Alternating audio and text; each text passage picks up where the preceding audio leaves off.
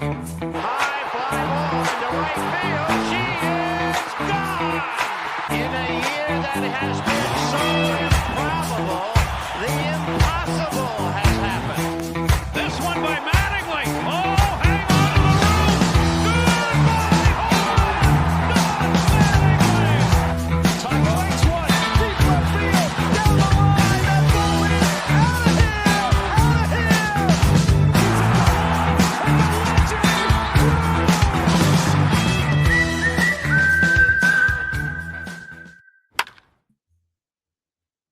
What's up, everybody? Welcome back to another episode of Tablesetters covering all things Major League Baseball. As always, I'm Steve, joined with my tag team partner, Devin. What's going on, man? What's up, everybody? Welcome to episode 107. I'm here to ask you all to take it easy on me tonight. I'm a grieving baseball fan today. Been on social media throughout the day. It's not an easy day as a Met fan here. I know many of you listening right now are probably still living off a high of watching my New York Mets get eliminated before the postseason began. But for us Met fans, the passionate ones out there, it's definitely a tough day. Another one. So we'll certainly get into the Mets and everything going on there. We will eulogize them, but of course, the episode 107 is going to be talking about the wild card series. We want to bask in the glory that is October baseball as it kicks off. And by the time you guys are listening to this, we have a 4-game slate awaiting us where all day you can sit on your couch if you're lucky enough to be home and watch baseball from 1 until whenever that night game is over between the Dodgers and the Reds. So it's going to be a great night of baseball, great day of baseball. We've been looking forward to this. We've been circling the season finale.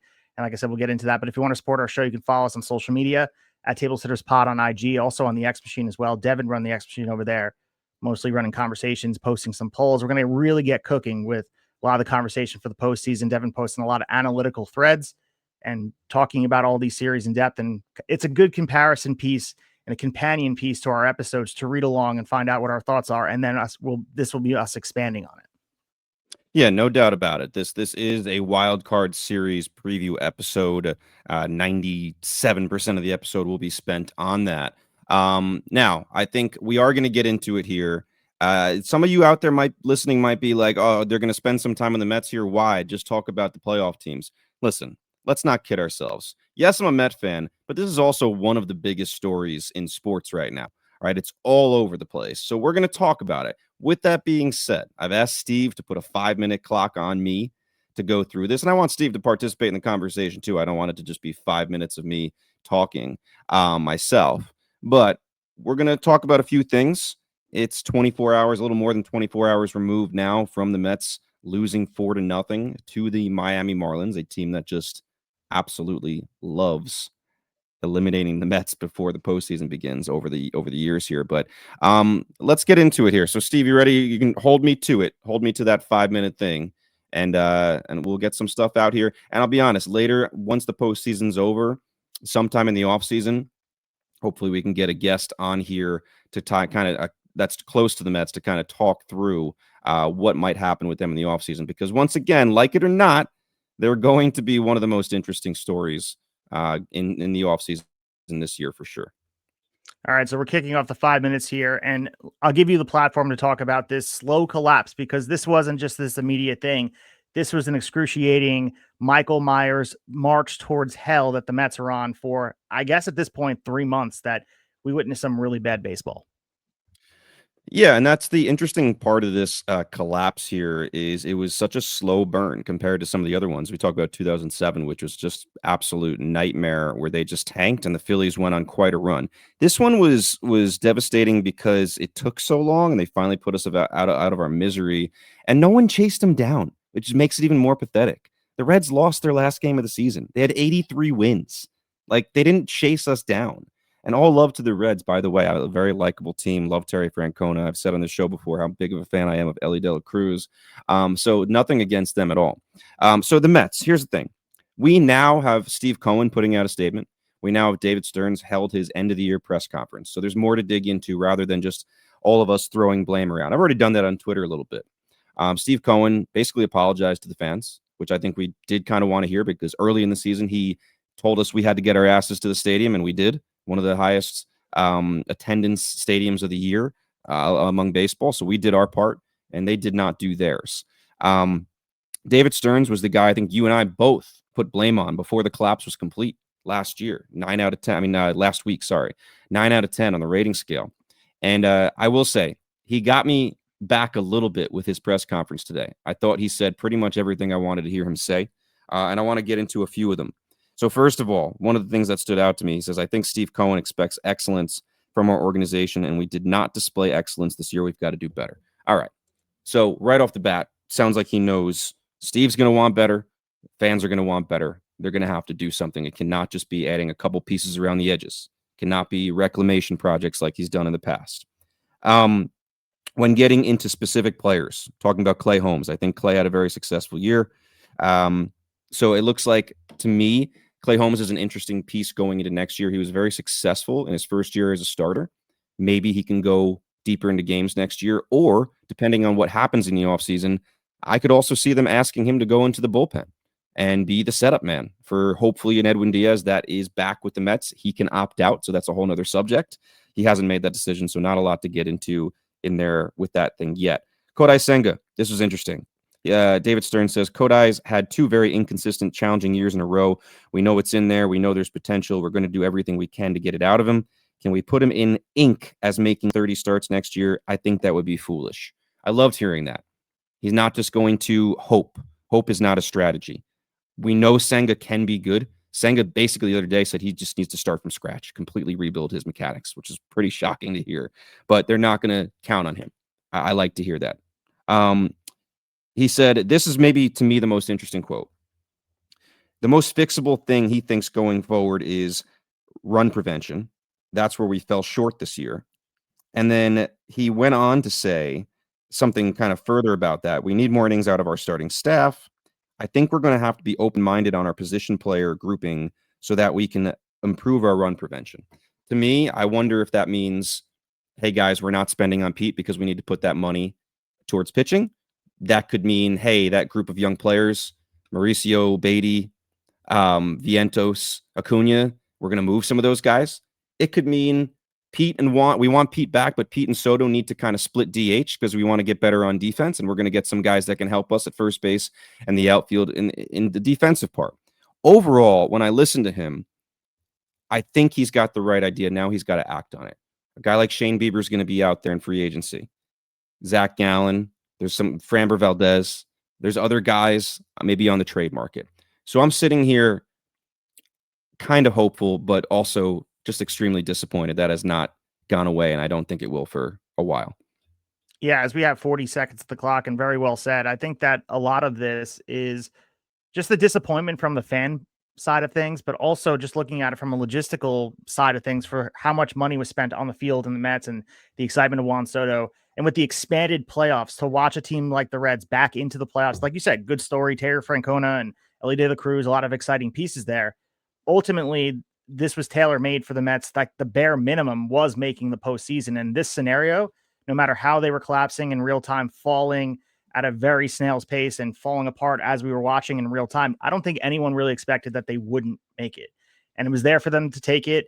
The Reds lost, as you mentioned, to the Brewers on the final day on game 162, and the Mets couldn't score a run against the Miami Marlins. And I think the black cat, the unluckiness of the Mets franchise, watching that 116 mile per hour ball that Pete Alonso hit, the hardest ball he hit all year, was tracked down, and the Marlins were able to essentially put away the Mets, and they took glee in it. And I know that the Mets broadcast was a little bit upset, and obviously they're frustrated. They're invested in this team, so you can hear it in their voices of taking the photo. And you mentioned before, the Marlins tend to do it on a daily basis when they do win. I had no problem with it. That's what you want from a team that's not playing for anything in game 162. You want all these teams to play with heart and not have your bags packed, because you know how challenging it is for a team getting ready for it, essentially a 4 to 5 month vacation with their family. I'm sure their bags are packed. They were getting ready to go home to where they are. For the Marlins to put the heart and soul into that game, I know it sucks for Mets fans, but the Marlins gave them everything they got, and they were the better team on the day. Better for the weekend. To lose the series is wild. Dude, the Marlins finished just a few games behind the Mets overall. What, like 3 wins less? Like, it's pretty crazy to look at. Yeah, I didn't have a problem with and I know they're my guys, but the broadcasters, Gary Cohen, saying like, "Oh, it's the Marlins World Series." When you see that clip by itself, which of course all these Instagram accounts just took that part of the clip, and made them look bitter. But if you listen to the entire thing, I don't think that's what they meant from that. The Marlins made no bones about it. Like they were treating that series as a big deal. They pushed Sandy Alcantara back. So him saying it was their World Series, like he's not talking in jest. He's not talking bitter. Like seriously, they were treating it like a huge deal. And by saying it was their World Series, he's saying it was their last series of the year and they wanted to win it on a winning note. So people took that a little too personally, and people look for things with the Mets, I think, especially to kind of shit on them about, let's be honest. The last thing I'll say is it was just weird at the end of the season because, yeah, it's very easy to say you lost 2 of 3 to the Marlins. You lost 2 of 3 to the Nationals the weekend before, and that's unacceptable. The weird thing is they took 2 of 3 from the Padres and they took 2 of 3 from the Cubs. Like, it's just strange. It's very hard to really look at the team and figure it out. But obviously, an all-time underperformance, and we'll see what happens in the offseason. Should be interesting. But the playoffs start tomorrow, and if you're listening to this on Tuesday morning, they start today, all day, like Steve said at the beginning. So let's talk about these playoff teams that have a series starting very, very soon. So as Devin mentioned, we're looking to get a guest on, maybe repeating the appearance from Keith Rad, someone to put a pulse on this Mets offseason. But as Devin mentioned, that's going to be in the future for a future episode. We're going to get into the wild card series and break down these 4 series and give you guys everything you need to know going to this day of baseball. We have the meat. All right, the way we're going to be doing this is splitting up by series, and maybe I'm biased here, starting with the main event being the New York Yankees and the Boston Red Sox, one of the oldest and more fierce rivalries in all of baseball. To see them meet up in the playoffs were definitely something to appreciate in real time. And we have to appreciate the psychology here. Boston has won the last 3 October meetings. You go back 2018 ALDS, the 2021 wild card. So right now, the clubhouse memory for that, for Red Sox fans, it feels like they have the Yankees number, but I think this matters only because managers like to lean into what's worked. Cora will trust the same shorten the game blueprint. We will talk about the bullpen and Garrett Crochet at the top of that rotation. But the setting flips. We have all these games at Yankee Stadium. Obviously, the crowd pressure, the atmosphere at Yankee Stadium is going to play a part here. And Boston went 9-4 versus New York this year, including 7-2 in the Bronx.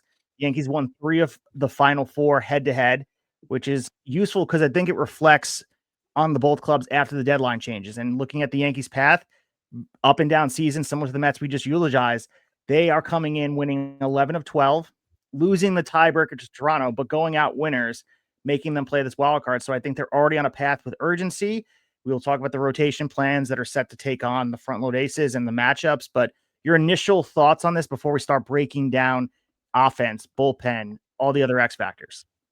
I mean, just overall thoughts, like without previewing and predicting, it's just like, this is fun.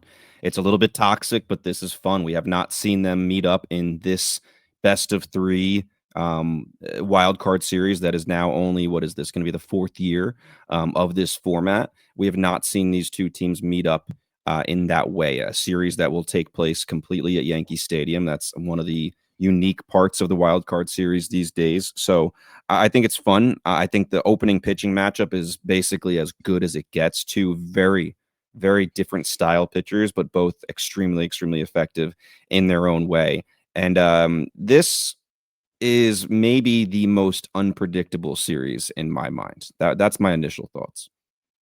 Yeah, so we're looking at the pitching matchups, and what a good way to start. You mentioned game 1 being as good as it gets. Garrett Crochet taking on Max Fried. And you have to imagine Boston likes this because of Crochet's profile. He's built to neutralize left-heavy power. The lefties have been hopeless against him. Righties are getting fed that vicious sweeper. If he lands first pitch strikes, we know that the Yankees are going to struggle. Looking at Fried on the other end, he looked like he was running out of gas. But then he had this late surge, a 1.55 ERA in the last 7 starts. He has a 6-pitch shape, lets him really game plan some hitters rather than lanes. And the cutter, right now, the right-handed batter's 278, a WOBA there. Sinker to left-handed batter's 297, and the curve and sweeper to finish. He's also killing damage balls, and the more balls in play on the ground, the fewer crooked numbers against him. So this matchup, I wouldn't say decides the series. I think this series is going the full limit of 3 games. But I love this matchup because I think it exemplifies where both teams are.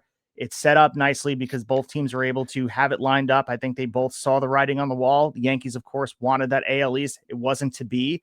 but they set themselves up nicely to have. I mean, this right to me is a toss up. I think Garrett Crochet is going to carve them up. He does that, but I think it's going to come down to the bullpen, which we will discuss. Yeah. Oh man. So it's interesting because you said you don't think that this game one will decide the series.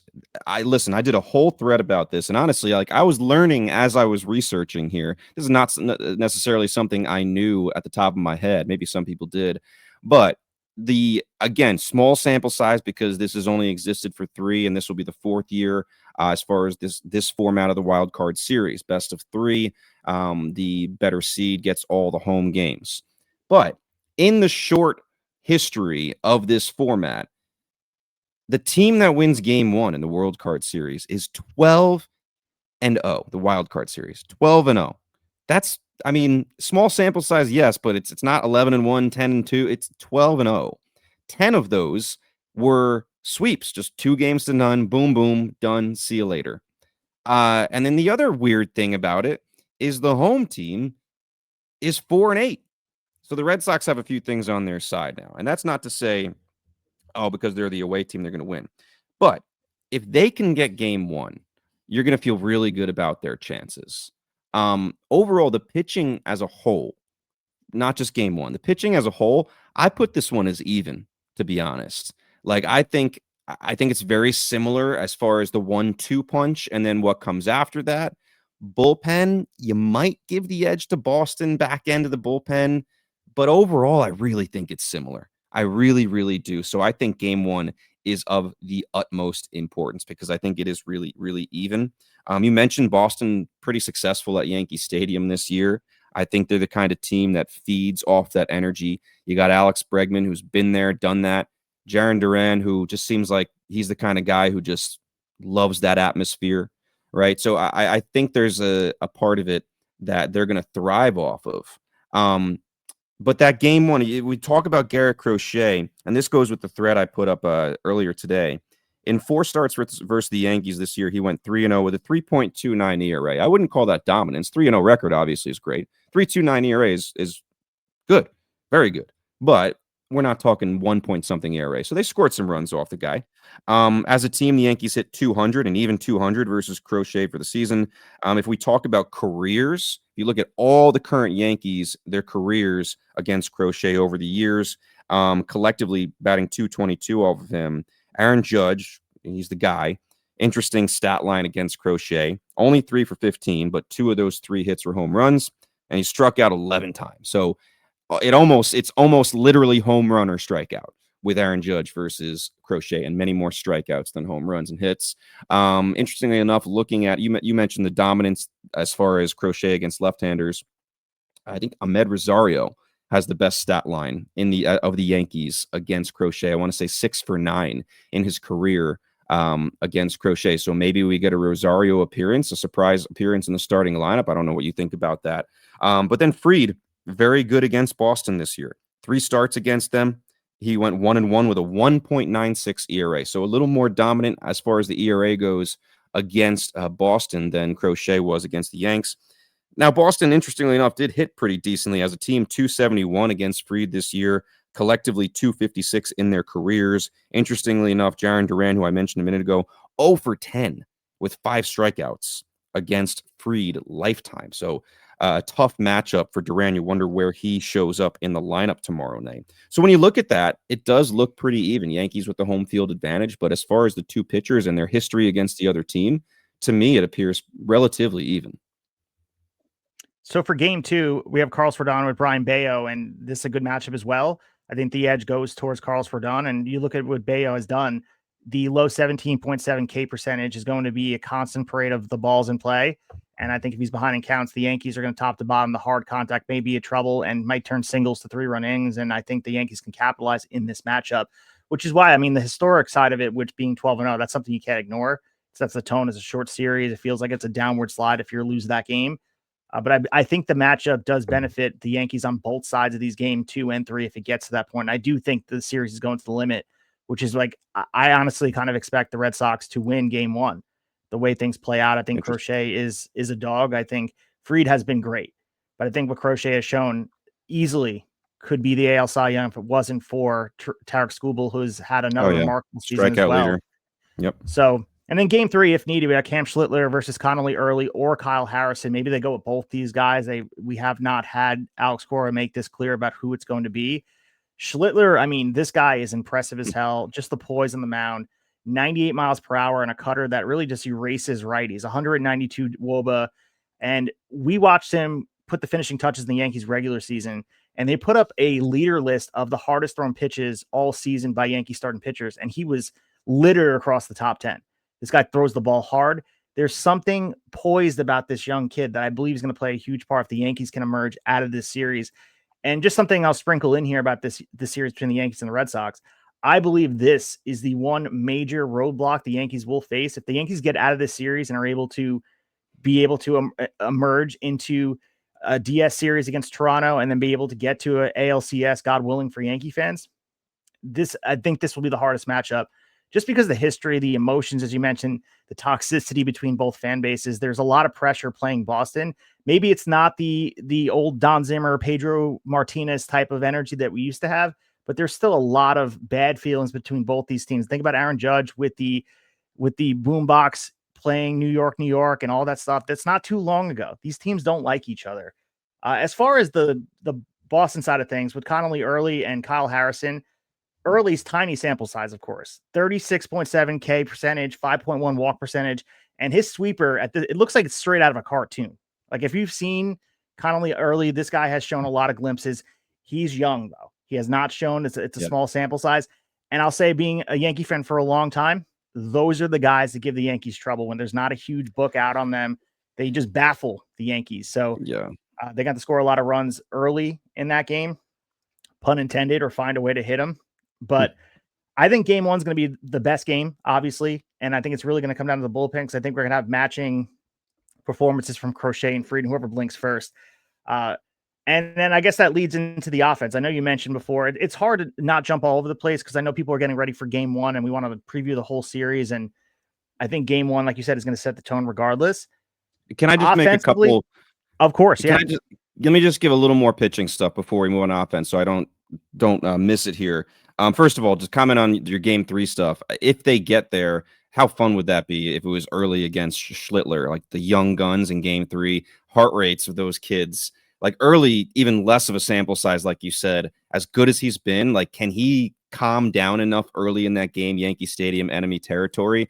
I mean, we've seen like Jonathan go through it in that game against DeGrom that got a lot of attention. You could tell just kind of couldn't settle down.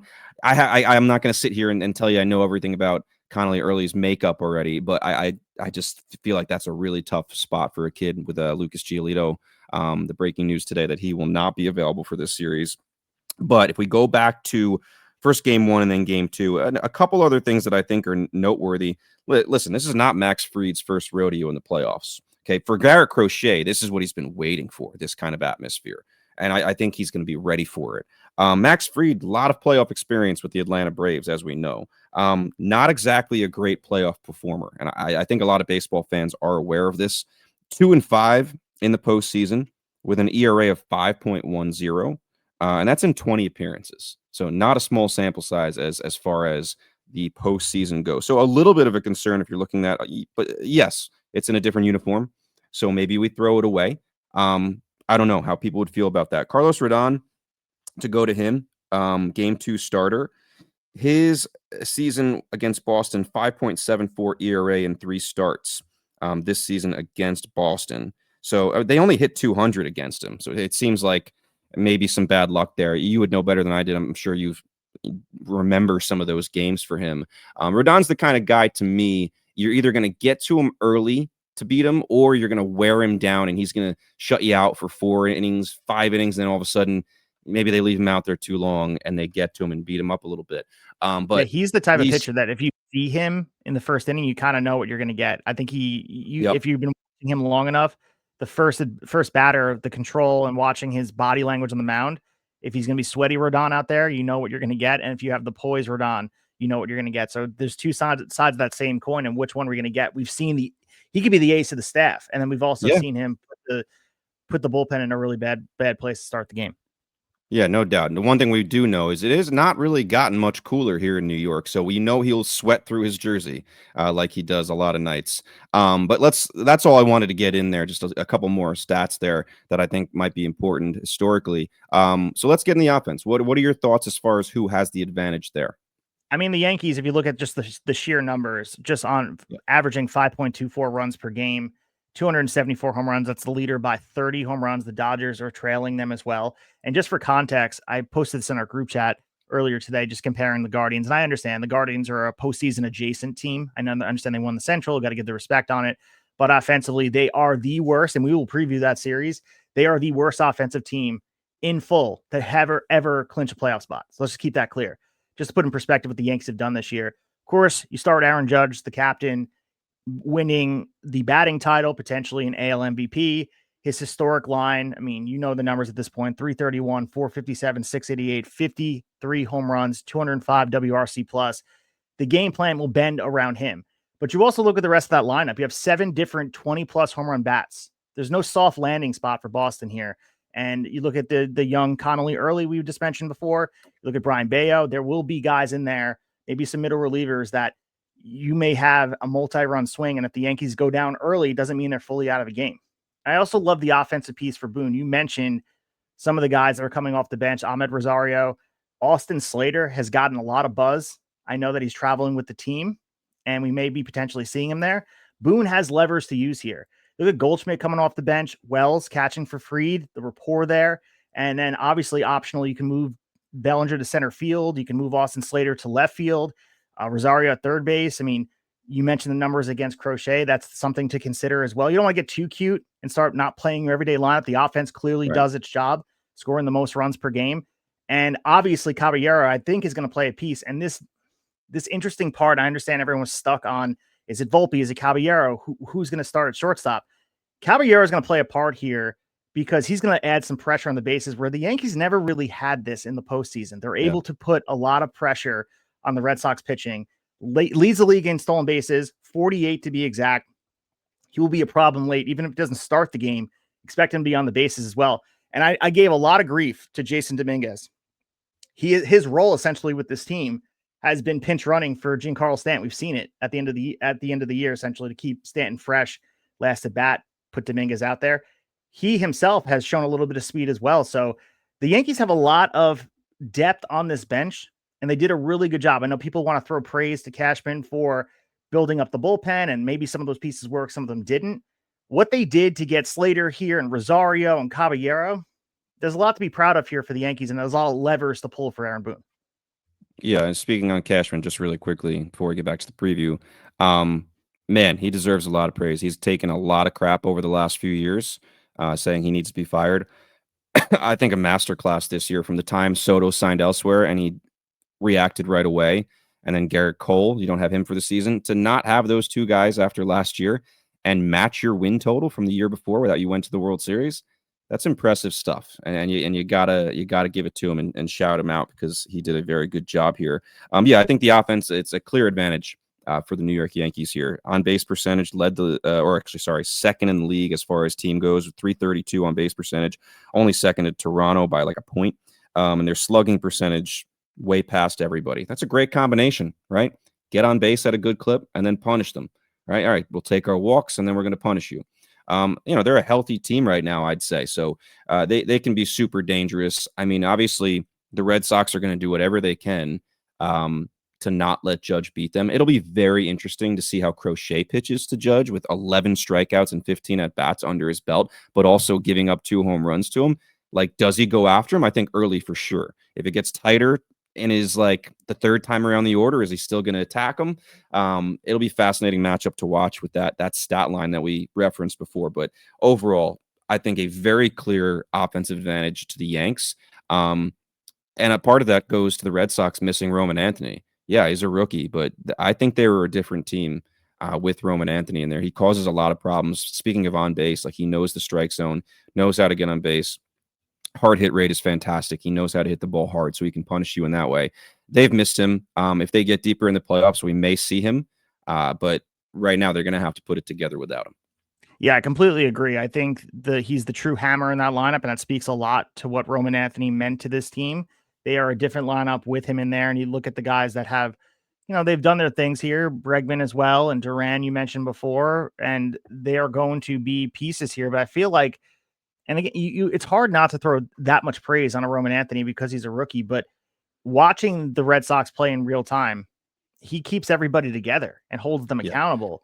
I think even with Roman Anthony in the lineup, the Yankees have a better offense, but I think the glaring weaknesses that we're going to see, they're going to have to win the games with their bullpen, with the pitching, and they have to play the strong defense that we know. Gold Glove center fielder. The Red Sox have to do the things they do well. They want to beat the Yankees, and the Yankees themselves. We mentioned all the other pieces, getting on base and producing runs. This is not the Yankees even of last year, where the Yankees last year and years have gone by where the Yankees hit 1 million home runs during the regular season, and then they can't make it happen in the playoffs. That's where they get blown out and they get a flat tire, and then they get eliminated because they hit all these home runs. Their offense is held up like a whole bunch of people inside of a horse costume holding them up, but they're not actually fluent. The Yankees this year have a more well-rounded offense. Power is a huge piece. They hit home runs, they will win the game, but they can beat you other ways at this point. This offense, because of the fact we have 7 different 20-plus home run hitters, and you have all these other pieces coming off the bench doing different things, this is not the Yankees of years past where they're so reliant on power that it gets gassed out during the playoffs. Yeah, and it's to go back to the Red Sox offense. It's not just missing Roman Anthony. I mean, there's other pieces there. Ceddanne Rafaela, at one point in the season, we were looking at him thinking, holy crap, this guy is not just a good fielder or amazing fielder. I shouldn't just say good. He's actually going to be an all-around player. He looks like he found his bat, had some big moments. And he even had that walk-off triple the other night. So it's not that he hasn't had moments, but his bat cooled down a lot. I think, especially in game one, a lot of it's going to fall on guys like Trevor Story and Alex Bregman, veterans that these guys are going to look to. They're going to need to have some big moments there. But offensively, Red Sox. So I'll ask you that. The next part we want to break down quickly is, who do you think, for the series, not just game one, who do you see as the X factor in this series? As far as X factors go, I think looking at first pitch control for Bayo, that's what I put down as my X factor for them. I think the Boston Pen can't live behind in counts. I think looking at just the offense itself, they can't let people have free passes on bases. So Freedom Rodón getting 0-1 unlocks really this breaker tree for everybody. So I think setting up everybody and not giving free passes, the Yankees not making errors, not giving away bases. And I think another X factor will be bench usage for Boone. Looking at some of those right-handed swaps, Goldschmidt, Rosario, Slater, as I mentioned before, versus Crochet. And then you got Cora with Ref Snyder against the Yankee lefties as well. I think it's going to script some of these middle innings as well. And then I think starter length and some sequencing as well for the managers will be interesting. Obviously, 1 8-inning start from Frida Rodón flips the series math, but looking at Crochet, 6+ innings with lead locks, Cora's Whitlock, you get Chapman, you can kind of go that path as well.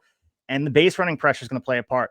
Caballero gives them a dynamic they haven't had in many years. The Red Sox do run. Rafael will get on base. Duran will do the same thing.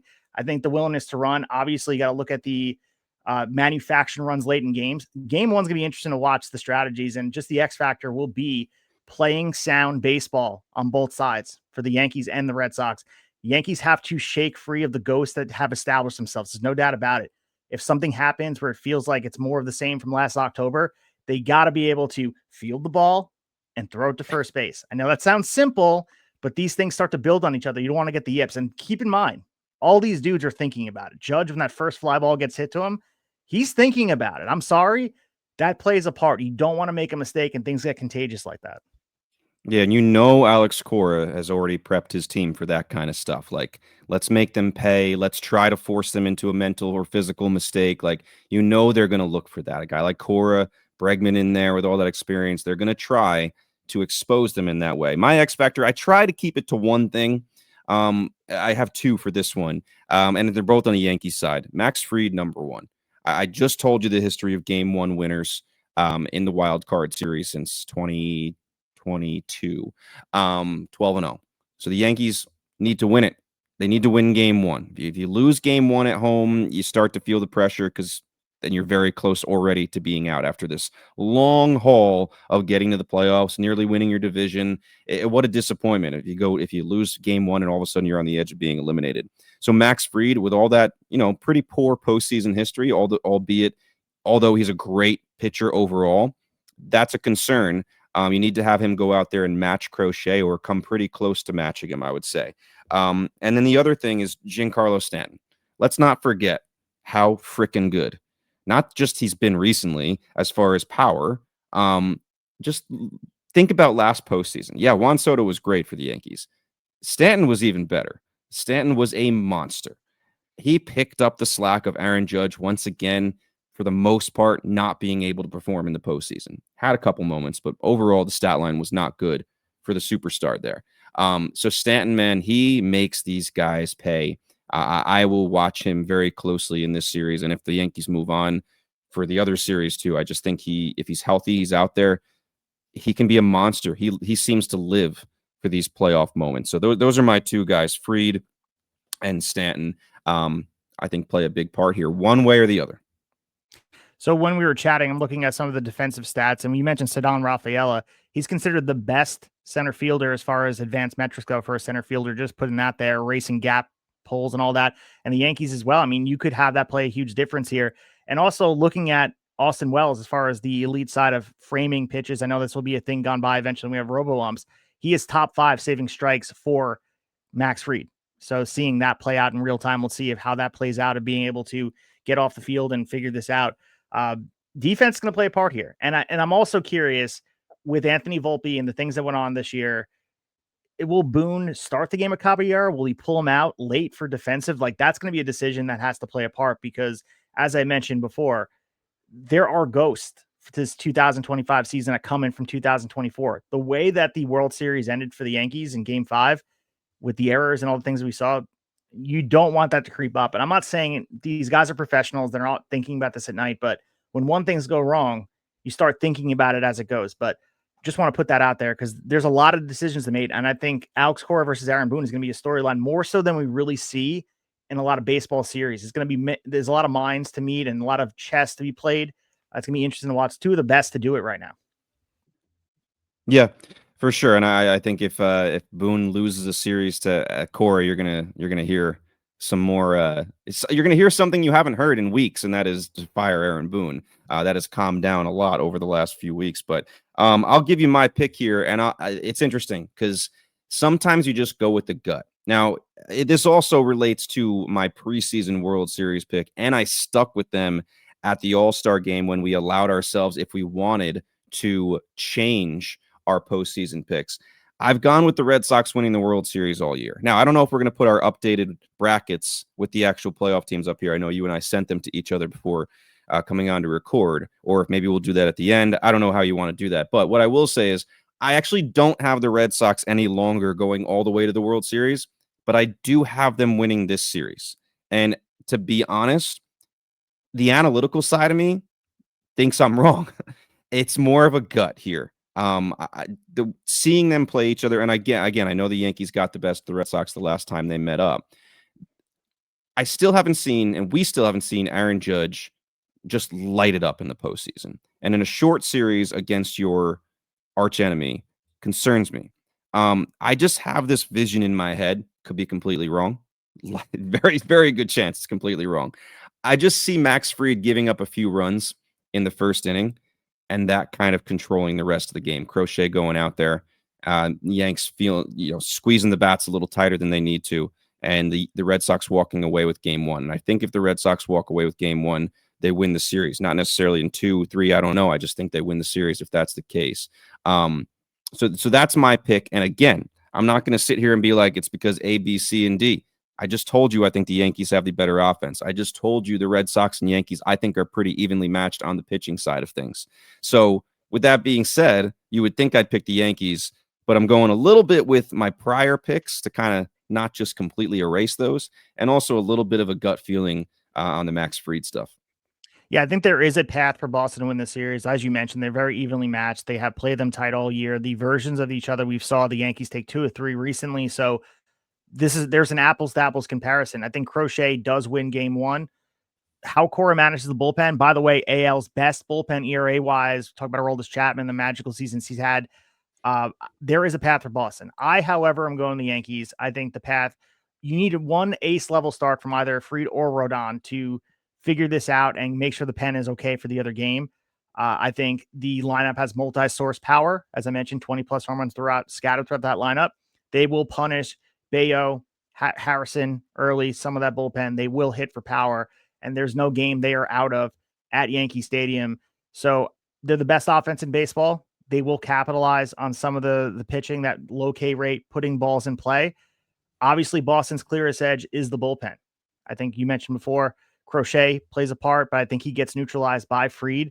Boston's bullpen to me is better, but it only rules if Crochet hands it over with the lead. So I think we have to figure this out. The Yankees' depth in the stadium context have to turn these things into mistakes and capitalize when the opportunity is there. Can't leave guys on base. You can't let Boston into the game. You can't make errors. I am predicting the Yankees in 3, and I'm predicting the Red Sox win Game 1, the first ever series, I guess. I was going to say, so you're predicting history here, the first time in history. Yes. Game the Yankees 1 and Red loser Sox make history. Don't they love history with each other? Of So course. There we go. I mean, it's gonna happen soon. It can't keep on happening of the Game 1 loser losing every single time. So eventually, it's going to be broken. All right, who are we talking about next? Where are we going to? Chicago? We're going to Detroit or Cleveland? Let's go to the Slam Diego Padres and the Chicago Cubs. Okay. So I've had Go Cubs Go stuck in my head all day. I'm not sure why, but one of the best anthem songs of all time. I think all teams need it. I know the Mets have Meet the Mets, but Go Cubs Go is pretty recent. I think they had it for the 2016 run and then just caught fire. So if you guys don't know what I'm talking about, go type in Go Cubs Go on Spotify and listen to it. This is the first Padres Cubs postseason series since 1984. Historically, San Diego came back from 0-2 to win the NLCS behind Tony Gwynn's late series heroics. In 2025, put in context where these teams have met on the field, they split the regular season set 3-3 with an even 25-25 run differential. So these teams are as evenly matched as you can get. All 6 of these games, however, were in April. Both these rosters look extremely different at this point. Chicago, of course, hosting at Wrigley Field, Game 1 set for 3:08 p.m. Eastern time. So this will be a game must see. Game 1, Nick Pivetta starts for San Diego. And the Cubs right now, TBA, after losing Cade Horton to a rib fracture. So I'm not sure if we have an idea of who's pitching Game 1 for them quite yet. Matthew Boyd. Matthew Boyd is going Game 1. So Matthew Boyd coming Game 1. Nick Pivetta, just put some series context for him. 13-5, 2.87 ERA, 31 starts. He punched out 5+ in his last 9 of his last 10. Lives in the zone. The risk right now is the contact quality. Nick Pivetta, we talked with Divine Sports Gospel, loves everything that Nick Pivetta was doing, an absolute dog, as he would call him, the antithesis of Dylan Cease. As far as the Cubs as well, this is going to be a series that has set the tone early. I think this is also going the distance as well. I think this is a really good matchup. I mean, you look at it on paper, being that they are so evenly matched. I'm just excited to see this go down. As far as the upside for the Padres, if Mike Schilt wants to line it up, Pivetta, Cease, Michael King, I think there's a big strikeout ceiling games 2-3. Dylan Cease worries me though. I mean, historically, just this guy has to give you pause if he's going to go out there and be who Dylan Cease is on the back of a baseball card. I mean, Padre fans have to cringe that he's coming out there in a big spot. Yeah, it's crazy that I think there's a lot of Padre fans that are counting down the days until Dylan Cease is a free agent and probably going elsewhere. We remember they started him on short rest last postseason to try to get him to end the series against the Dodgers, and it did not work out. And I think ever since that point, Cease just has been seemingly a different guy. We know he's a guy similar to what David Stern said about Senga today. Like, we know it's in there. We know he can be really good. Like, strikeout rate can be super high and all that stuff. Just needs to figure it all out. And there are days where he's dominant. But to look at the pitching, if we evaluate that as a whole, to expand upon what we just talked about, I don't particularly love either team on the pitching side, to be completely honest. I mean, the numbers tell me I should really like the Padres. 3rd in the league as far as team ERA, 3.64. We have to remember a dominant bullpen. Obviously, no Jason Adam anymore, but still lots of options, just high-level arms out of the bullpen. The addition of Mason Miller makes them a even more dominant team. So if we're going bullpen only, even though Chicago, this is interesting because San Diego bullpen, I think a lot of people would say top 2, maybe the best bullpen in the league, deepest, right? It just can be dominant at their best. Chicago, for a couple years now, the bullpen has been an absolute disaster. And this year, they did a really good job of retooling there, and it became a strength for them. It really has. But overall, San Diego 3.64 team ERA. That's good for third in the league. Chicago 3.81. It's good for ninth in the league. It's nothing to sneeze at. Better than I thought, to be honest. I give the edge to San Diego. Listen, if you have Michael King down in game 3, it's pretty good. That's a pretty good game 3 Just want to starter. correct. It looks like it's Darvish game 3, and Michael King will be used in bulk for this series if needed. He's coming with the team for the wild card series. So it looks like Darvish was announced, but I thought, everything I read was Michael King in game 3. So I'm looking at the projections on MLB.com, and it says Darvish is I would go King, honestly. That's how I feel. There's got to be a reason for that. We know Michael King's not all that far removed from a pretty lengthy IL stint. He did have a couple pretty rough starts once he returned, but still surprises me a little bit. Darvish, the vet, not the same guy, but I guess all that experience, not the worst guy to have on a game 3 either.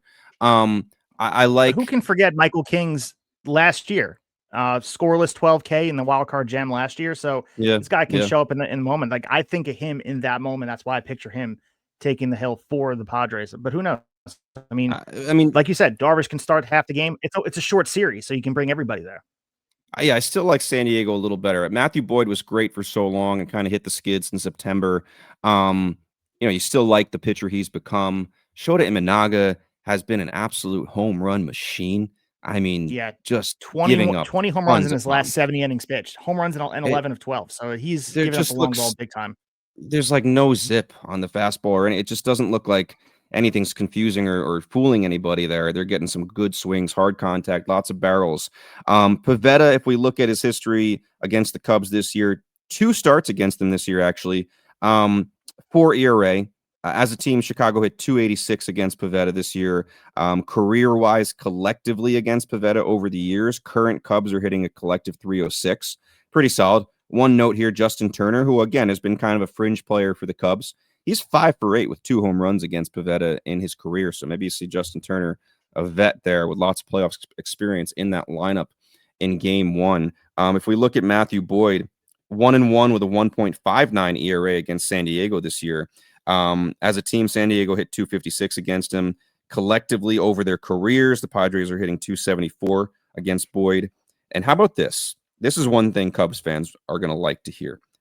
Boyd was 12-1 with a 2.51 ERA at Wrigley Field this year, compared to 2-7 with a 3.9 on the road. So to have him on the bump game 1 at Wrigley, even though he's struggled down the stretch here and hasn't looked like the same guy that he did most of the season, you see that home stat line, and you got to feel pretty good about it. Overall, mostly because of Imanaga's struggles and the Cade Horton injury, I think the pitching edge clearly goes to San Diego. Yeah, and the Matthew Boyd thing is interesting, and I follow it very closely, being that he did very well for me in fantasy baseball. 2.20 ERA through July 22nd. At one point, he had a 23 2/3 scoreless streak there. Now you look at his last 11, 5.16 ERA. It seemed like he got tired. Matthew Boyd pitching more innings than he's ever pitched in a big spot. He's been a revelation. At some point, we were looking at this Cubs roster at the trade deadline and be like, shouldn't they go out and get an ace? And they're like, no, we have an ace, Matthew Boyd, and he tuckered out not far after the trade deadline as well. So I think the problem with Shota Imanaga's long ball bug is real. That's going to be a problem, especially in a day game at Wrigley. I think that's not a good thing if they can survive it, which leads us, I guess, to our offense, because I don't think this Cubs offense is a one-man lineup. 6 Cubs hit 22 to 34 home runs. So looking at that stat, they were able to go out there and kind of look at Ian Happ, Seiya Suzuki, Kyle Tucker. He's back from the calf. He's just 1 for 11 since returning. He has struggled, but he is a name brand hitter. P. Crow Armstrong, of course, he's live wire X and O piece. This guy is speedy, 80 grade to be exact. He can flip the game. He has been cold as well, though. 185, 236, 295 since August 1st. Chicago doesn't have that sledgehammer that we're talking about, the Yankees lineup. You thought Tucker would be that guy, but I think they win with length of the lineup, selective damage. They get up the middle defense is elite. Their offense is impressive, but you have to look past just the names, because as we mentioned before, some of these guys are coming in ice cold, and Kyle Tucker, just a name there, Pete Crow Armstrong, these guys have done it all year, but they're coming in seemingly limping into this Padres series, where on the other hand, which we'll talk about the Padres in one sec, their stars seem like they're getting going. Fernando Tatis Jr. back from whatever flu he had. He's hitting home runs. Manny Machado doing his thing. I think they are a lineup that is clicking more so than the Cubs, and that might play a part as you walk in with momentum. Yeah, I mean, a lot of experts will tell us momentum into the playoffs is not a thing. I've actually seen a lot about that this year. That there's like proof out there that it doesn't matter. I still believe it matters a little bit. The Kyle Tucker stuff definitely concerns me. Definitely concerns me if I'm a Cub fan. With that being said, I think the offense goes to Chicago. I mean, they slugged as a team 430 this year, which was good for around 5th or 6th in the league. An elite offensive team, a team that feels like they're never out of a game, especially when they're playing at home. It just seems like they have that. I mean, you have Seiya Suzuki in there who no one talks about, right? Pete Crow Armstrong to me is you could go with Kyle Tucker, but I think Pete Crow Armstrong is the obvious X factor in my mind, just because if you get first half of the season, Pete Crow Armstrong, that team is different, man. It's electric. It brings an energy. It just makes the lineup longer. I think he's a big part of this. But offensively, yes, getting Fernando Tatis and Manny Machado hot at the right time is huge. But I don't think it's a competition. You look 1-9 in that lineup, regardless of what you think of the team now. I think the offense, the advantage there goes to the Chicago Cubs. Yeah, and looking at the X factors as well, I think there's two clear separators, bullpens and defense. And we talked about the Red Sox bullpen in the American League. The National League bullpen, as far as setting the tone, is the Padres. We watched what they did the trade deadline, getting Mason Miller and everything that went into that trade, and people talking about, was it the right decision? Well, they lead bullpens with ERA 3.05. They're striking out at a high clip, 3rd in the league. They are nasty. They're rested as well. Mason Miller sitting at 0.77 ERA. His video game numbers, we know what he can do. You have to get him in place. But the rest of the depth in that bullpen as well is a strength. Robert Suarez, 40 saves, 2.97 ERA in his own right. Jeremiah Estrada as well. This guy is in a shorter series. This guy realistically can go out there and get 6-8 outs nightly. I think he can bridge entire games if needed. We watch what he was able to do. As far as the Cubs, though, 12th in ERA as far as bullpen goes. Better than the broad numbers after this in season, but they're not at San Diego's level. So I think we're looking at San Diego having a clear upside as far as the bullpen goes. And I think defense is going to play a part as well. The Cubs have the leverage here. They're second MLB with fielding run value. There's no weak links. Nico Horner led second base by all the advanced statistics. He was a number 3 overall defender and only behind Rafael Dansby Swanson. So this guy is steady. He's going to make the plays, and more so, there's some holes in the Padres defense. We've talked about it. You look at Sheets in left field, they cost themselves runs. So if it comes down to defense, the Cubs have the edge there. Well, the other thing we should mention, it was reported, I believe, the other day that they'll be without Ramon Laureano in this series, correct? Yeah, that's what, I mean, that's what a trade acquisition he turned out to be. Thought of as just kind of a little throw-in from Baltimore. He was great offensively. We've always known him as a plus defender. So that's a big loss for them for sure. Just to go back to the bullpen for a minute, I know you said it, but I had to look at it again. How far they are ahead of anybody else as far as bullpen is pretty crazy. 3.05 bullpen ERA. The next best is Boston at 3.43. Not really close. You can look at WHIP too. 1.15 WHIP. The next best is Texas, 1.22. Strikeouts, believe it or not, they're actually second. 642 strikeouts from the bullpen. The Dodgers at 680, which is surprising because we've thought of the Dodgers bullpen, at least recently, as a problem for them. But yeah, I mean, all this being said, I agree with you. I think this very easily could be the series that is the tightest, that goes to 3 games. When I get to my prediction here, all of this being said, I can't get away from the Padres. I think it's the Padres in this series. Some of the injuries here to the Cubs, Shota Imanaga not performing up to what they need him to perform to, Cade Horton being down, Kyle Tucker being back, but maybe not the real Kyle Tucker at this moment, PCA having a rough second half. I just think that might be too much to topple for the Cubs. At one point in the season, I thought they were the biggest threat to the Los Angeles Dodgers this year. And this is an example of that momentum. I just think their momentum is going in the wrong direction. I'm not sitting here thinking that San Diego are world beaters, to be honest. But I think in this series, I think it's theirs to take, mostly because of the pitching. I also like Manny Machado as the leader of that team in a postseason series. I think they get it done, but I agree with you. I think it's very, very tight. I think Padres in 3 as well as my prediction. You can make the case of how the Cubs can get this done. There are paths, like you look at a locked in Kyle Tucker. If he gets going, I think he could swing the ceiling of the series. I think he could be a difference maker. But it's one of those things you have to see it to believe it at this point. We haven't seen that Kyle Tucker go in and dominate a series. We need something magical from him, and maybe it's in there. Maybe this is his shining moment that he looks at this and say, I want to get paid in the offseason. This is my platform here. I want to show everybody what I can do, because he still get paid in the offseason. Of course, it's a guy you can build a whole lineup around, but it's not the season he drew up. Whether it was injuries or getting cold, he has not been the player that the Cubs thought they were getting when they acquired him from the Houston Astros. I think the biggest path we're going to see, as I mentioned before, the strength being the bullpen. If you can stack those guys and lead the path to Mason Miller, this team can be unbeatable. As long as Tatis, Machado, they do their thing out there and score runs. If they get a lead late in the game, this might be over. So I think we will see the Cubs shine a light. They're playing at home. That does make a difference here. They are a different team at home. They love playing at that ballpark. Their lineup is built towards it. I just see the Padres. I feel like they're going in, and this is a gut feel. I have the Padres going pretty deep. And what we saw last year when they got hot, I think they have unfinished business. And I love what I'm seeing from the Padres getting right at the right time. Yeah, and just to go back to your point about the Cubs, they do play well at home, 50-31 at home, 42-39 on the road. I got to say, like, to go back to gut feel here, we give you a lot of numbers, but we also tell you what we're thinking from the gut a little bit. There's one guy on the Cubs I could see maybe turning the tide of the series that a lot of people wouldn't think about, because you're going to think of Kyle Tucker, you're going to think of Seiya Suzuki, you're going to think of PCA. I could see Michael Busch having a huge series and actually being the reason they win a game or two here. Again, that's a gut feel, but there's something about that guy where I could see him having some big moments in the series. But and the thing, if you're a Padre fan, I think your biggest concern in this series is, does the offense get going and does it stay going? Because their problem this year is there's been times that the offense has been completely anemic.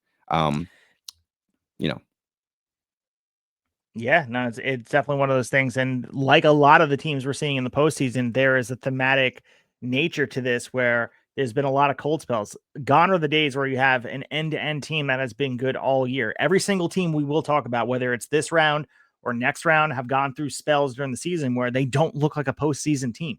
Every single one of them. Jekyll and Hyde type of stuff. And that might speak to the parity of baseball, but it also may speak to the attrition that is the long marathon.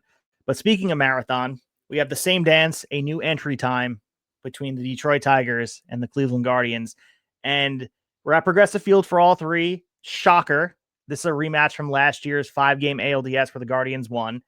And we look at the most whiplash September that we've seen in memory for both teams. Cleveland erased a 10.5 game deficit, 11 on September 5th, and finished 19-4, while Detroit went a staggering 28-37 after the break. They lost 13 of 16 to close out the season. And head-to-head this year, Cleveland dominated 8-5, including 5-1 over the past 2 weeks. So we know game one is huge. I think a bigger game one doesn't exist in this round, aside from this one. If Cleveland can steal this game from Tarik Skubal, and they can, we know Gavin Williams on the other side is no slouch himself. This is a different series. But Skubal is a tone setter. We watched this magical run Cleveland went on. It felt like everything that could have went wrong during that start. Skubal, let's not forget, he's the likely back-to-back Cy Young winner. This guy is an absolute monster. His career versus Cleveland, 2.33 ERA. Even in last year's ALDS loss, he allowed 3.46 ERA across the series.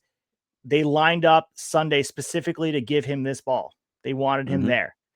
Gavin Williams, man, he threw really well down the stretch for Cleveland. They went to a 6-man rotation. Maybe they saw the light at the end of the tunnel. Maybe they're just trying to get these guys out there to see what they got. He kind of emerged into what looks to be an ace. So their strength here could be Gavin Williams keeps them in the game, and you get lucky and something happens like we saw with Tarik Skubal, and some bounces go your way. There is a magic carpet ride aspect to Cleveland right now. They have done everything right as far as this. If you look at the deep numbers, we will talk about the offense. I mentioned at the open of the show. it's not like they went on this crazy run offensively. This is still the same non-postseason caliber team offensively. They're doing it with smoke and mirrors. I think this is more of the story of how bad Detroit was and not how good Cleveland was. You can't take away that they went 19-4. You can't take that away. But I think overall Detroit is a much better team.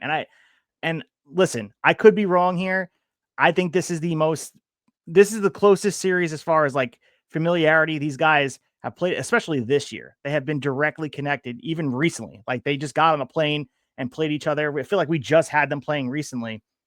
This is a series that I feel like Detroit is going to win, and I'll talk about why, but I just think Detroit has the fact that they fell into a nice landing spot here to have Tarik Skubal lined up on the road, be it the most historic collapse in baseball, and they still celebrate it with champagne.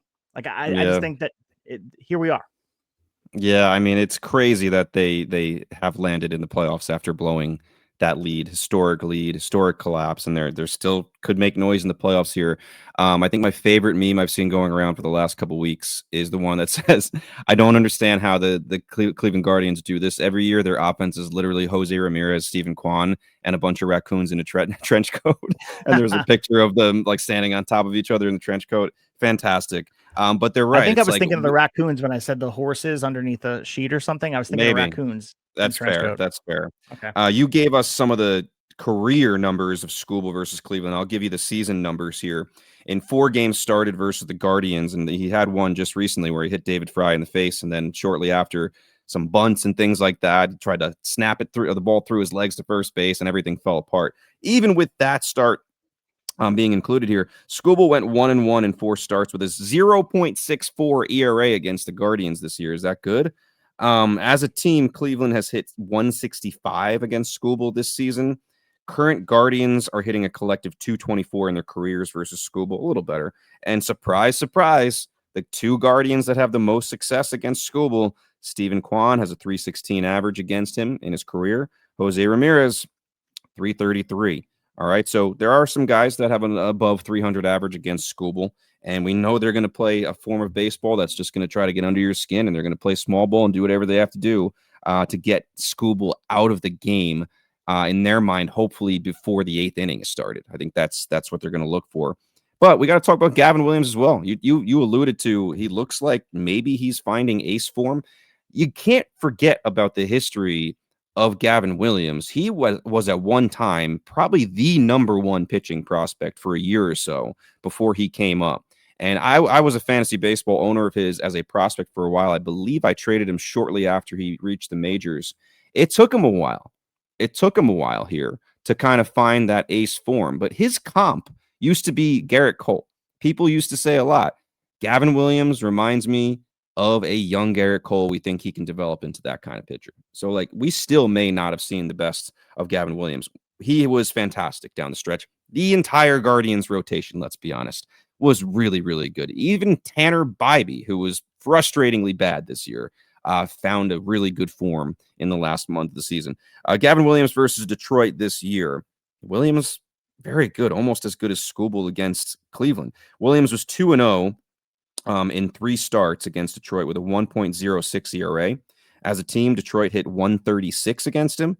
Current Tigers are hitting a collective 155 in their careers against Gavin Williams. And how about this?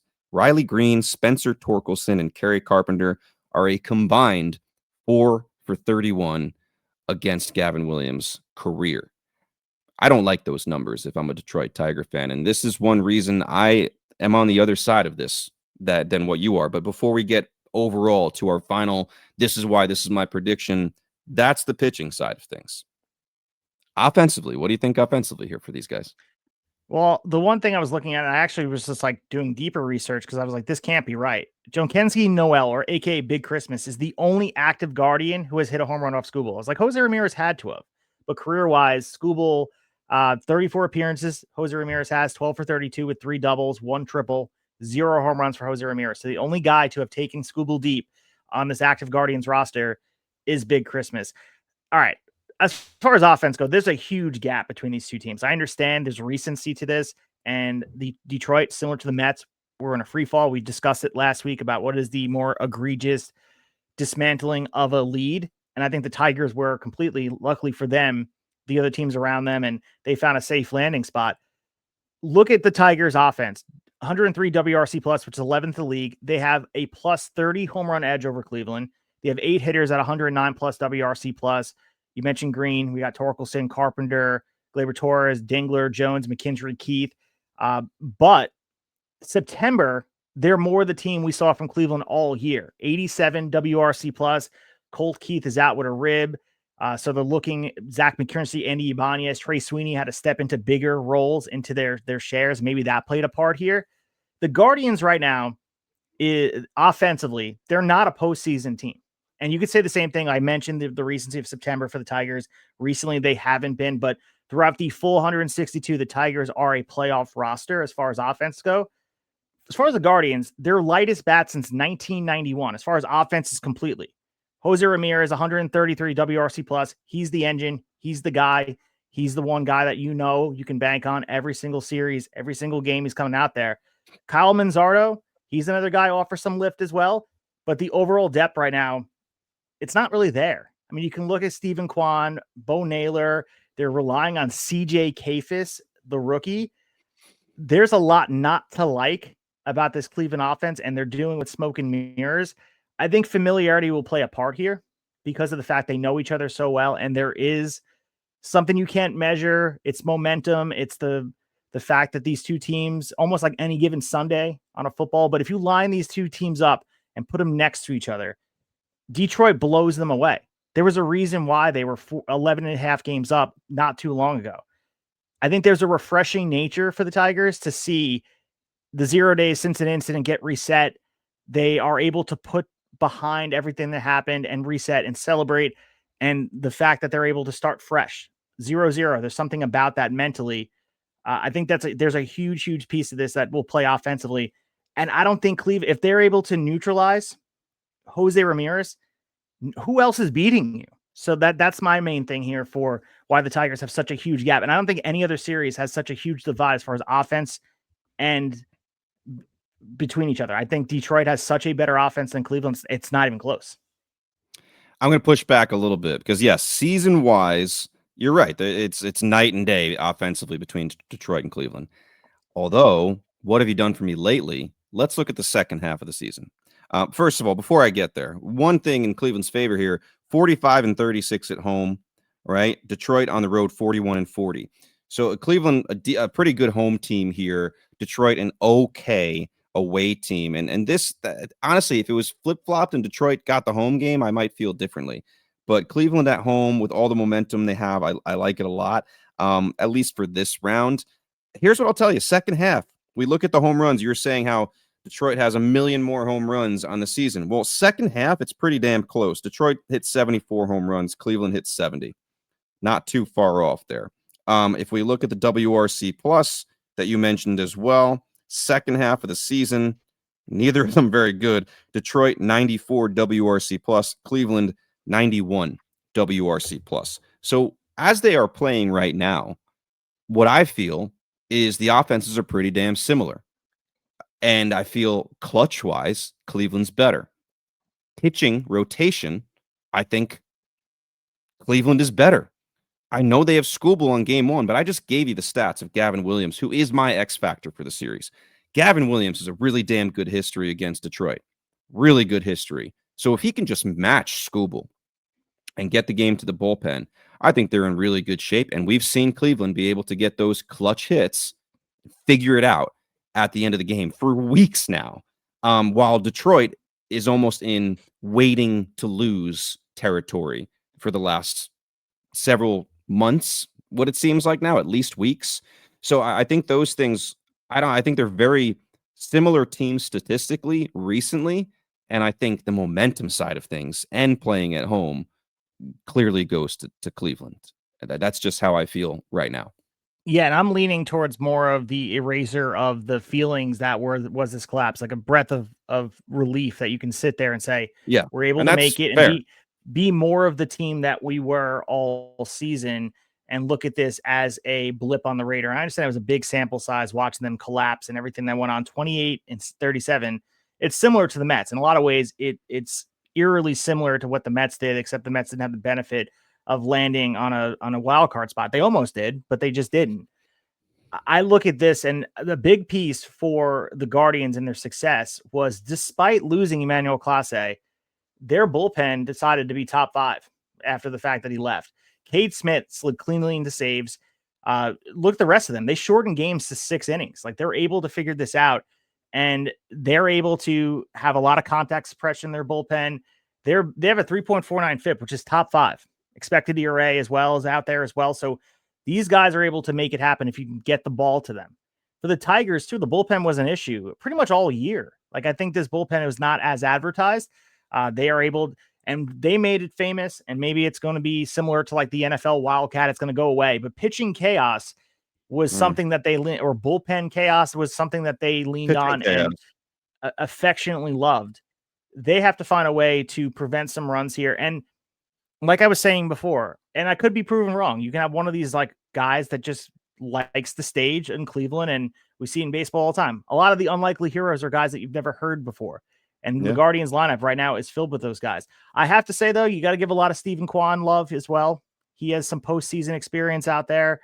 He has elite D. He had 524 versus Detroit in last year's ALDS. That's pretty recent. You know, I mean, they just faced each other last year, as we mentioned. And there's the fact that they played each other in a big spot last year and everything that went down at the end of this year. You would say the momentum is moving downhill with the Guardians. But baseball breaks your heart, and I think Detroit's going to be more of the team that they mirrored in the beginning of the year with this relief of like, holy shit, we didn't fully fall apart. I don't know. I think it's Cleveland in 2 games. They take care of them.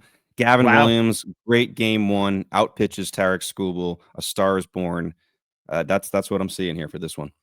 I have the Tigers winning in 3. Skubal is going to roll in game 1, and I think we're going to see Hinch buying 7 and 9 outs with just a bullpen approach for the other 2 games that they have to play out, and they're going to get 2 of the 3. I mean, if you get the Skubal game, that plays a huge piece. I think game 1s matter across all the board, but if Skubal loses the game 1, it could switch the series, and my pick could look completely wrong. So let's move into our final series here, the West Coast game, the first October meeting between the Dodgers and the Cincinnati Reds, which is surprising because both these teams are pretty historic franchises. You'd think they would have met in October before. Dodger Stadium, the lights are on, and there's one very live underdog. And let's be clear, Cincinnati is a huge underdog, sneaking on the final day after sitting at a 1.3% playoff odd on September 5th. They went 8-3 to close. And as we look at this wild card series since 2022, road teams have taken 8 of 12 series. Short series, weird things do happen. And the Dodgers, obviously defending champions, a lot of pressure on their plate here. You would imagine on paper they're unbothered by this matchup, but there's a lot of things you can see go wrong for the Dodgers. They've looked beatable for a long time now, but this Reds lineup has to prove something here. I do love the game 1 matchup for Cincinnati. You can't line it up any better. Hunter Green versus Blake Snell. I think you look at that complete game shutout on September 18th, sort of this big moment for him. He's been great. 7-4, 2.76 ERA. The K rate is up 31.4%. His average fastball is 99.5. This guy is as live as it gets. As far as Snell, he's pitched well at the end of the year. This guy was struggling a little bit. Had a little bit of surge in September, 2.25 ERA. If he's going to get that change up early, I think the Reds are going to have to elevate some of their swing decisions, and he could definitely dominate them. The lineup for Cincinnati doesn't scare you.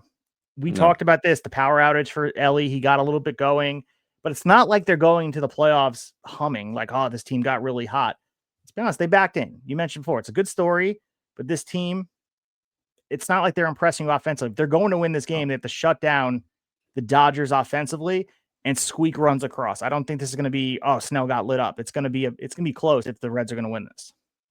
Yeah, I think their only path to winning this series is dominant starting pitching. And they do have that capability. The only reason they're here, the only reason they won 83 games is because they have a really good starting rotation. Andrew Abbott, all-star. No one guessed that before the season. All-star has been really good. Hunter Green is electric, and he seems healthy. Chase Burns might be coming out of the bullpen. Anyone want to face that? Anyone want to raise their hand? Not a lot of people are raising their hand for that one. Brady Singer is nice ground ball pitcher. Like we can go on and on. It's a nice rotation there, and I think they have the capability of doing something special. With that being said, I think the Dodgers are in the best spot they've been all year. There was a lot of this year I was looking at this team like, I don't know, man, like that it just doesn't seem like a World Series winner this year. And I look at them now and I feel like they're in a better spot this year than they were going into the playoffs last year. The only difference is they have to play an extra series, right? This is the first time in the wild card series era that they have had to play in this series and they haven't had a bye. If we look at that game one that you mentioned, first of all, one of the reasons I love where the Dodgers are right now is they now have the rotation that everyone thought they were going to have off season and before the season started, right? Blake Snell, Yamamoto, Shohei Ohtani pitching at like full strength now. They timed that beautifully. I think we criticized them at times. I feel like they timed it perfectly, getting him to where he needed to be on the pitching side of things.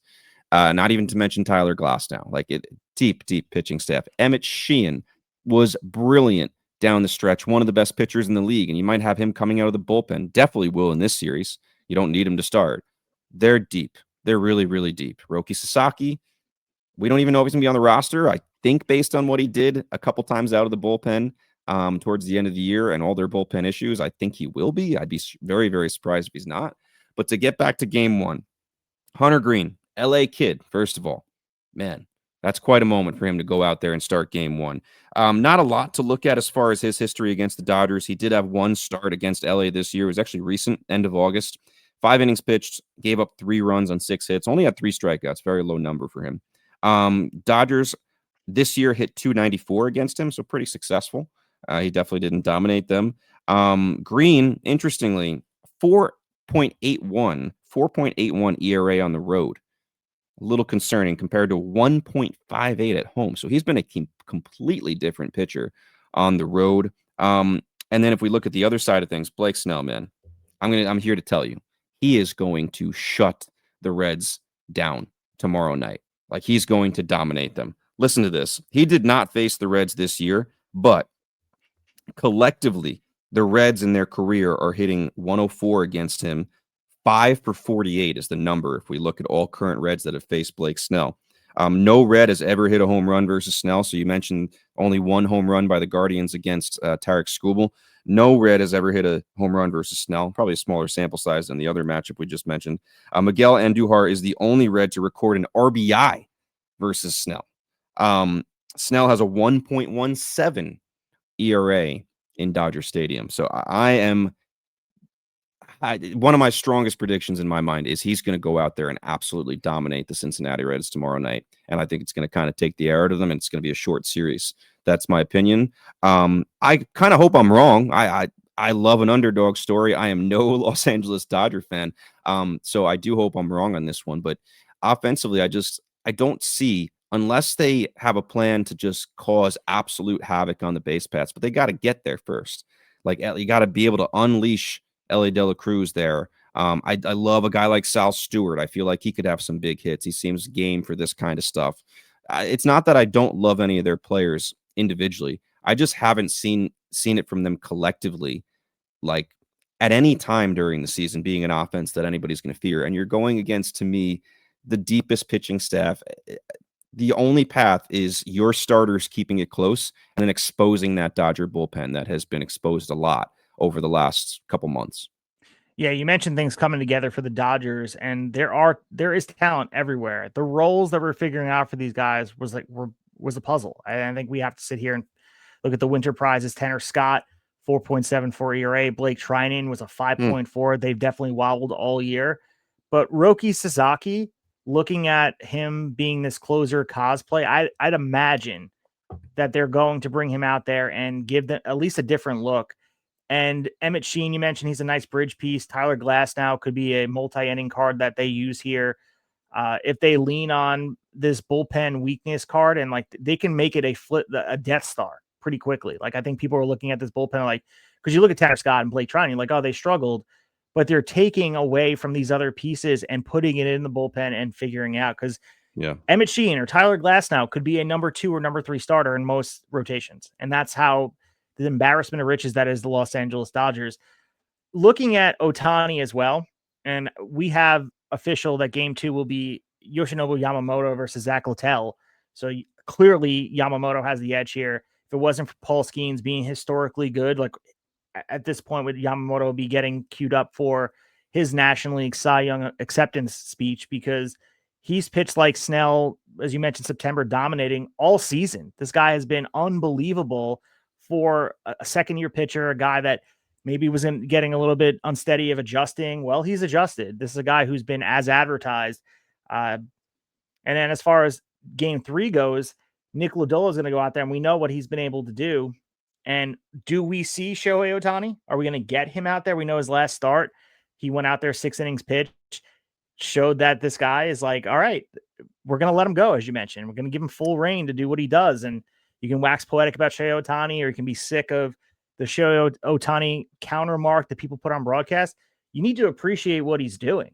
This guy's going to win the National League MVP, and on the mound, he's a difference maker. This is not some circus sideshow that they're doing, like, let the guy pitch. No. He's a difference maker on the mound that legitimately could be your best rotation piece if you let him do either one of the jobs. So the Reds have to treat every strike like it's made of gold if he's out there. They got to wait him out.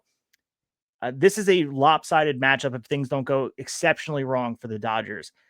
The Dodgers have to beat themselves in this series, and we've seen them do it this year. Like, they've beat themselves, they've stepped on their own feet and tripped and fell, but that's going to have to happen here. I mean, you can look at the Reds offense. Elly De La Cruz clearly is the X factor for me for offensive. Second half slump. We discussed the power outage. We had a late rebound from him. I think he needs to cause every at bat into some damage or havoc, get on base, figure it out. TJ Friedl, I mean, this is a guy, maybe not a household name, but I think he's part of this win ugly strategy that the Reds have to do. The Reds don't die type of thing that they're saying in the clubhouse.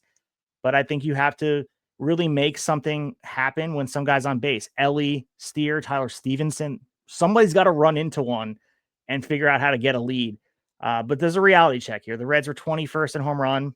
You're not going to be able to 12 single your way past this Dodger, Snell, Yamamoto, Ohtani. We mentioned the bullpen. You're going to need like 3 to 4 extra base hits, and I'm not sure if I see it from this Reds lineup. Yeah, if anyone's looking for a prop to bet on tomorrow, now we don't usually give betting advice, but Andy Pages has 3 home runs against Hunter Green in his career, and I believe it's in like 8 at bats, like pretty small sample size. A lot of home runs in that small sample size. So you wouldn't think, oh, who's the most dominant Dodger against Hunter Green? Andy Pages, but it is. I think Shohei Ohtani is only about like 1 for 7 against Green, but there are some guys in that lineup with a good amount of success off of him. Yeah, I mean, there's not much else to say. If I'm the Reds, I'm going to try to play small ball and just try to kind of get the Dodgers off their game early a little bit. I think it is the type of game where if the Reds are going to steal game 1, they need to get ahead early. They need to get ahead early and get kind of Blake Snell off his game, try to get that bullpen into the game, just throw the whole plan off. To go back to Shohei Ohtani, I believe they've already said it. If he doesn't end up pitching in the series because it only goes 2 games and they move on, he'll pitch game 1 of the NLDS. I believe that's been confirmed. One other thing, and this was interesting, and this just proves that people will get upset about anything.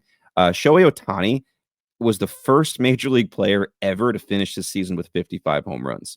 No one ever hit 55 home runs, which just is like a weird scoregami type of thing, which we usually use that term in football.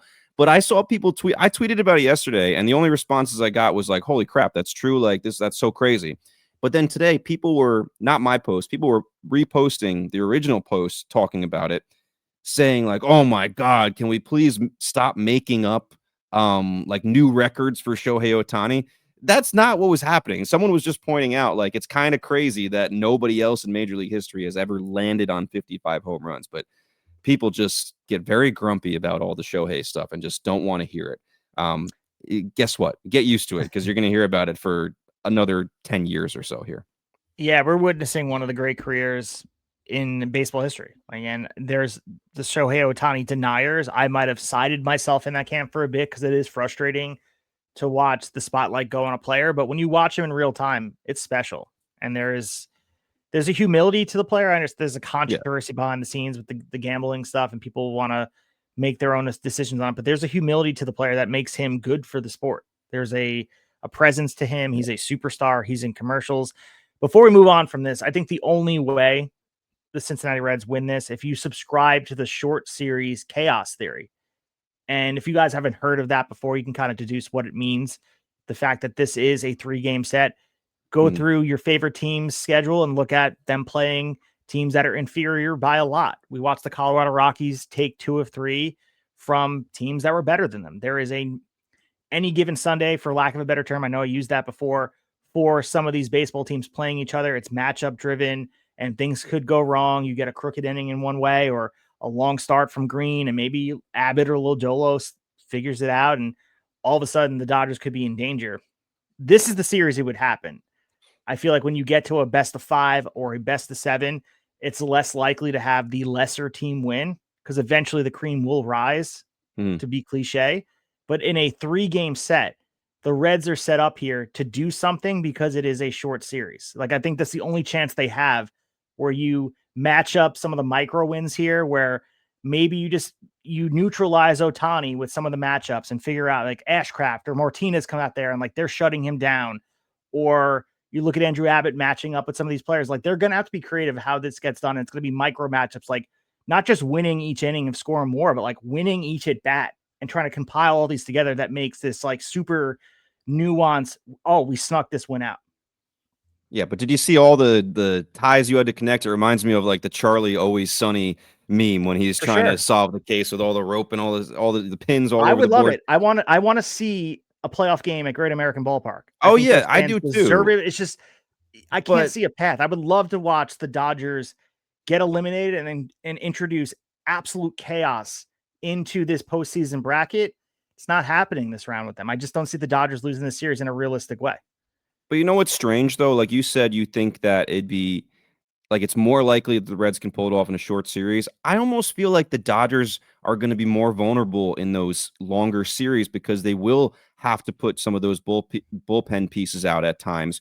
Whereas this short series, they can kind of mask that, like we said, with guys like Emmett Sheehan that doesn't have to make a start. Maybe even with a Tyler Glass now that doesn't have to make a start and not use some of these bullpen pieces that have been getting ripped apart. So that you could look at it that way too. I think the X factors here. I mean, Ellie, I think he needs to have like a star making series. And I understand he's already a star, but just like something that puts him on another stratosphere of like, holy crap, Ellie De La Cruz just burst onto the scene and announced himself to the world and like not single-handedly, but led the Reds to a defeat of the mighty Dodgers. Or someone we're not thinking about on the Reds is going to have like a Daniel Murphy 2015 like run where it's just like, holy crap. Like this dude is just locked in more than he's ever been locked in before. On the Dodgers side, I think, I don't know if they need an X factor to be honest, but I think Roki Sasaki, if he does end up being on the roster, again, because that bullpen late in games has had trouble. And he had a few nice moments here down the stretch coming out of that pen, throwing 101, 102 with confidence. I mean, he may have found his niche for now. I don't think that's a long, they're not paying him long term to be a bullpen guy, I don't think. I mean, he's coming relatively cheap, so maybe they don't care. But I think for now, he might be a weapon out of there. Yeah, and I think just to speak to the chaos of a 3-game set, I agree with you. If they were playing the Padres or the Cubs, this would be a series that does not favor who the Dodgers are because I think, like you're saying, they can mask a lot. I think similar to Cleveland, and maybe this is an Ohio bias. I'm sorry to all the Ohio people out here. I don't think the Reds are a playoff team. They are only by proxy, the Mets collapsing, that they're in this bracket. And good for them. House money situation. But the Dodgers are playing a team that's not really a postseason caliber team. And that's a product of the expansion of the postseason and figuring out extra teams and getting these markets in. But if you introduce this Dodger team against a Padres team in a short series, or I think it could be dangerous. And that's why I think the Dodgers are vulnerable come these next couple of rounds. And spoiler alert, we will reveal our bracket somewhere down the line. I don't have the Dodgers getting back to the World Series. I see them stumbling. And I think there are a lot of teams in the National League. The Brewers are tough, but if they win this series, they have to play the Phillies. And I just don't see them getting past the Phillies offensively. We will preview the National League Division Series. I think the Phillies, despite their injuries, they're more well-rounded, and they will expose the Dodgers for all the flaws that they have. Yeah, I mean, I might disagree with you there, but I think we'll probably put our full brackets up on social media within, I guess, before the games start tomorrow would be the best idea. To see our full predictions all the way through. And I don't know, maybe we'll update them as they go, as we clearly are going to get some things wrong, but we'll see. We'll see how we play that. Yeah, to me, for this, just to close my thoughts on Dodgers Reds, more than likely this is a stepping stone event for the Reds, where it's like they get here, what an experience for them to match up against the world champs, the Dodgers. Probably going to go out, I think, unless, like some of the things we said could happen. And then next year you use this. Think about it. That pitching staff, if it's healthy, it should compete for a long time. And Chase Burns, eventually, when he's like full starter, hopefully fully healthy, that's just another insane piece there. I think it's like it's nice when you're a team that can clearly focus on getting better on just one side of the ball. Whereas like the Mets, like for years now, I feel like they've had like, well, they got to get better here and there and center field and second base and the bullpen, and they need more starting pitching. And it's like, it's hard, even when you have a lot of money to do that. And this is probably why David Stearns and a lot of other GMs constantly say, like, we need to be able to build our own pitching. That's kind of what the Reds have done. And that is going to allow them, at least for the moment, to not really have to spend on pitching as far as the starters go and focus on making their offense better. It's huge. Because Ellie De La Cruz, and I said this a few episodes ago, I think you have to start thinking like, Ellie is great, but I don't know if we have to rely on him to be our best offensive player. I think the Reds would be a really good team if Ellie De La Cruz was your 1A, because I just don't think the power RBI numbers have come out of him yet. And I don't know if they're going to or not. I can't tell. He's still so young. So if they do, he's going to be one of the biggest superstars of all time. But if they can add an RBI bat, like a run producer, and let Ellie just do his thing, and Sal Stewart's going to be a really just all-around great hitter, doubles kind of guy, hard hitter. Like, they have a bright future if they can add a little more offense and keep their pitching healthy. I just think this matchup is too much for them right now. So on our X account, Devin posted 2 polls that kind of mirrors what our conversation was at Tablesetters Pod on Twitter. He asked the question, which NL wildcard team is the biggest threat to win the World Series? Asked the same question about the AL wildcard. And the Dodgers, after a few votes here, I think 35 people have voted and still going. We still have 12 hours and 19 minutes left on the poll. The Dodgers sit at 49%, the Padres at 39%, the Cubs at 9%. We have 3% of the brave population. I believe the Cincinnati Reds are out there being the most dangerous team to win the World Series. On the AL side, the Yankees pull away at 54%, the Red Sox at 23%, the Guardians at 17%, and the Tigers at 6%. So people do not believe in the Detroit Tigers. They agree with Devin that they're more the September team offensively than I believe that they are as far as in totality. There's 35 votes is there as well. It's going to be interesting. I think all those teams, you can really make the case, and that speaks to the parity of baseball.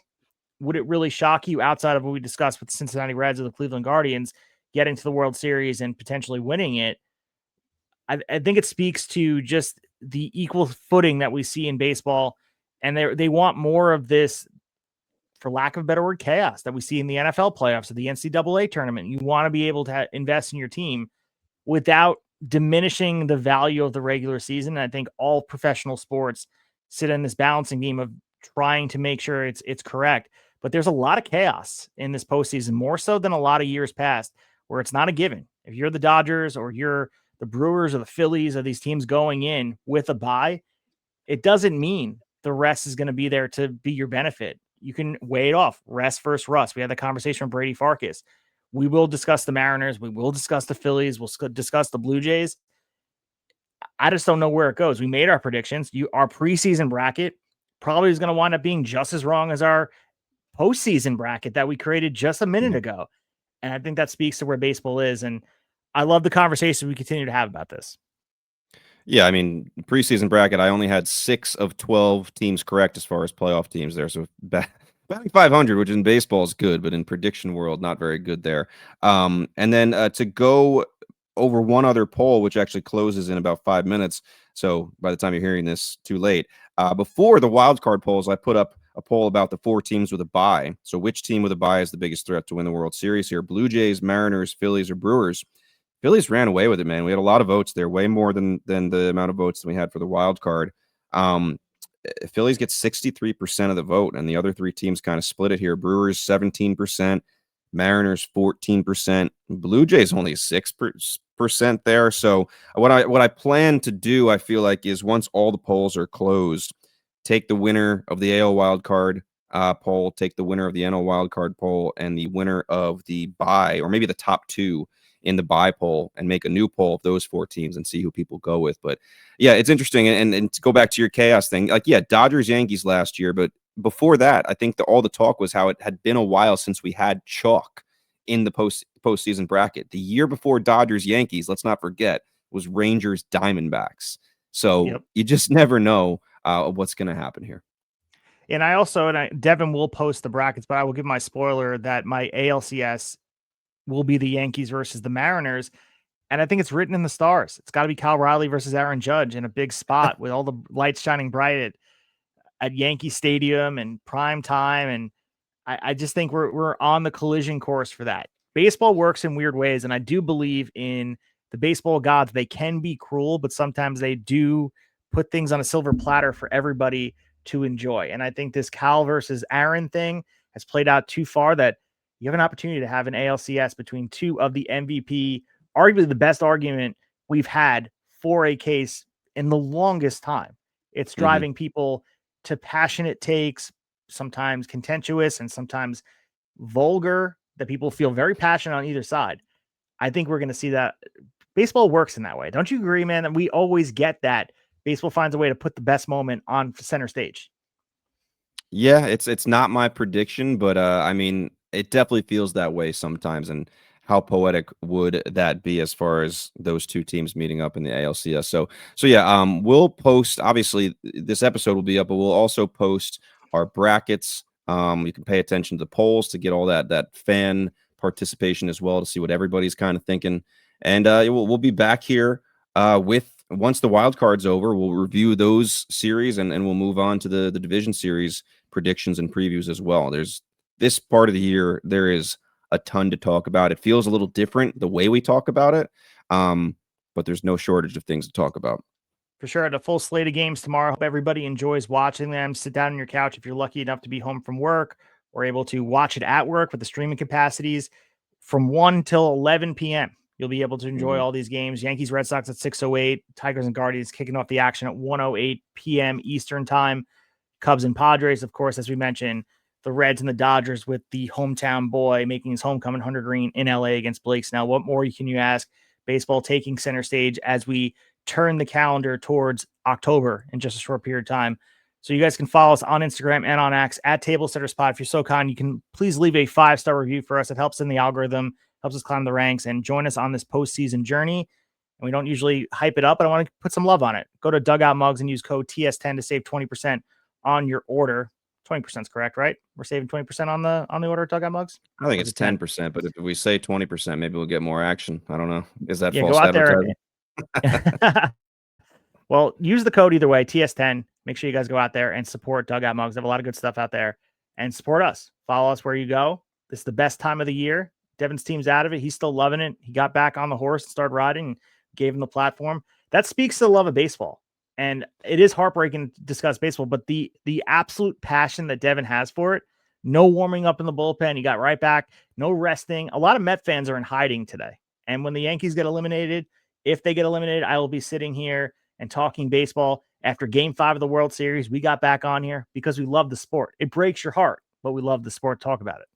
Yeah, let's just say not my first fucking rodeo. Well, with that being said, we're going to get out of here. Like Devin said, we'll be back next week talking all things division series, recapping what's going on in the wild card series. If something crazy happens in the in-between, we may be back.